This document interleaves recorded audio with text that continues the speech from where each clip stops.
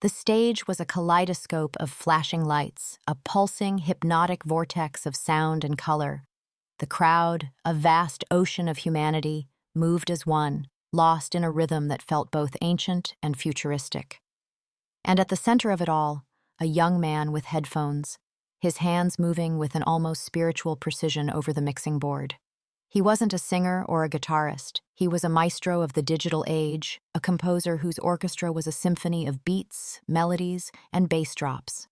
This was Avicii, the Swedish prodigy who, in a few short years, would redefine electronic dance music and become a global icon. He was the one who could make 1 million people dance, a musical visionary who could make an entire festival feel like a single euphoric heartbeat. But what the world didn't know was that while the music soared, the man behind the decks was quietly, relentlessly, and tragically falling apart. The very sound that gave millions life was, for him, a suffocating cage, a brilliant, beautiful prison from which he could never escape. Before he was Avicii, the global superstar, he was Tim Bergling, a shy, introverted boy from Stockholm, Sweden. Born in 1989, he was the son of actor Anki Liden and businessman Kla Bergling, a family that, by all accounts, was loving and supportive. But even as a child, Tim struggled with a profound sense of anxiety and a deep-seated feeling of being out of place.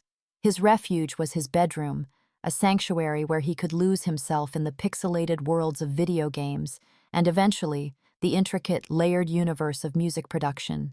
He started making beats at age 16, a hobby that quickly became an obsession. Using beat-making software, he began uploading his tracks to online forums, a digital ghost in the machine who just wanted to share his creations. He wasn't in it for the fame, his older brother David would later say. He just loved making music. It was his whole world. This genuine, unadulterated passion for the craft was the engine that drove him, a pure love for sound that would eventually make him a household name. His journey from bedroom producer to global phenomenon was meteoric, a dizzying ascent that seemed to happen overnight. His first major breakthrough came with his 2011 track, Levels. Built around a soulful vocal sample from Etta James, the song was an instant, undeniable smash. It wasn't just a club banger, it was an anthem. A track that could be heard in stadiums, on radio stations, and in car stereos around the world. Levels catapulted him into the stratosphere, earning him a Grammy nomination and the attention of every major player in the music industry. But the fame, the endless touring, and the relentless pressure came with a steep price. He was performing up to 300 shows a year, a punishing schedule that would test the limits of anyone, let alone a shy, sensitive young man who suffered from social anxiety. "I'm tired, really tired," he admitted in a 2013 interview. "I've been at it since I was 17, 18 years old, touring pretty much non-stop. It's been very hectic. I need a break."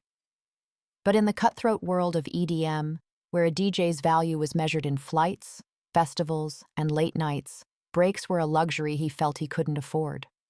The artist's life, once a dream, had become a demanding, unforgiving machine. The pressure to constantly innovate and deliver hit after hit was immense.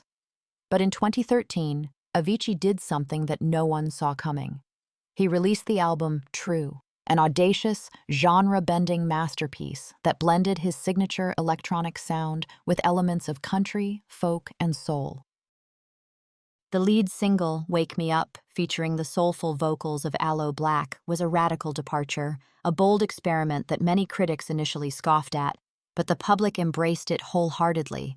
The song became a global smash, topping charts in dozens of countries and becoming one of the best-selling singles of all time. It was a testament to his unique genius, his ability to see connections between disparate sounds and create something new, something beautiful. But even as his music reached new heights, his personal life was beginning to crumble. The grueling schedule, the constant travel, and the pressure of fame led him down a dark path. He turned to alcohol as a crutch, a way to numb the anxiety and the pain of an unforgiving tour schedule. It was a dangerous game, one that would lead to a series of health crises. In January 2012, at just 22 years old, He was hospitalized for acute pancreatitis, a serious condition brought on by excessive drinking. The physical toll was only one part of the story. The constant battle with his health and the relentless demands of his career led to a deeper, more profound struggle with his mental state. He was prescribed powerful opioids like OxyContin for the pain from his pancreatitis, and he quickly developed an addiction, a dependency that would haunt him for years. In a later documentary, he spoke about the physical anxiety he felt, a constant, debilitating feeling that was like a stone in my gut. The pressure to be Avicii, the larger-than-life, high-energy superstar, was a performance that was slowly killing him. "Artists are people. We are creators," he once said. And then they are thrown into an environment and an industry. It's about chasing how many views you have, how many comments. It's become almost impossible to stay away from. He was a sensitive soul trapped in a brutal commercial machine, a creator who was being judged by metrics, not by the beauty of his art. In 2016, in a move that shocked the music world, Avicii announced his retirement from touring. "I need to find a balance in my life to be happy and to do what I love most, music," he wrote in a heartfelt statement to his fans. He appeared to be on a path to recovery, focusing on his health, his family, and his newfound passion for meditation. He was creating music again, but on his own terms, in the peaceful confines of his studio. He seemed to be finding some peace. At the time of his death, he was in a private relationship with model Teresa Kacharova, who, in a heartbreaking open letter, revealed that they had plans to start a family. "I wanted it to be ours and ours only and wanted no part in that madness," she wrote of their relationship. The public only saw glimpses of this private man, but to those closest to him, he was beginning to find a sense of normalcy, a path back to being just him. But the inner turmoil was far from over. The shy, sensitive boy was still battling the ghosts of his past and the new demons that fame had created. In the spring of 2018, he embarked on a quiet vacation to Oman with friends. It was meant to be a time of rest and reflection, a chance to recharge. But his mental state was fragile, and he had become deeply engrossed in a form of intense, all-day meditation. In messages to his family, he spoke of finding happiness and peace, but he also wrote of a deeper, more philosophical struggle. On April 20th, 2018, just as his family was beginning to worry and a friend was reaching out, the unimaginable happened. Tim Bergling, known to the world as Avicii, was found dead in his hotel room. He was 28 years old. His family later confirmed that he had died by suicide, releasing a poignant statement that captured the essence of their son's struggle. "Our beloved Tim was a seeker, a fragile artistic soul searching for answers to existential questions. He could not go on any longer. He wanted to find peace." The news of his death was a gut punch to the world. Tributes poured in from artists and fans across the globe. Everyone from Madonna to David Guetta expressed their shock and grief. The man who had made millions dance in unison had been battling a private war, and his passing forced a global conversation about the immense pressures of the music industry and the importance of mental health. His family, in the wake of their profound loss, established the Tim Bergling Foundation to support people struggling with mental illness and suicide prevention.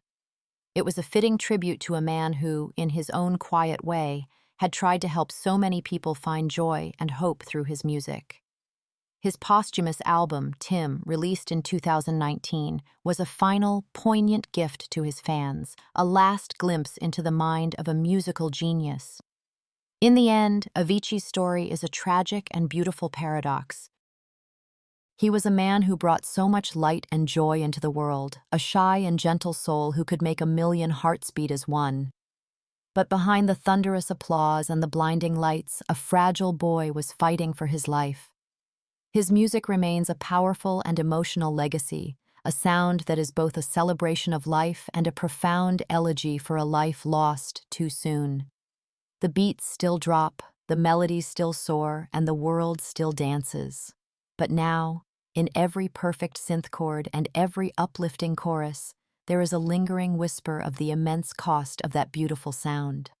This documentary explores Avicii's final days, providing a deep dive into the story of a musical icon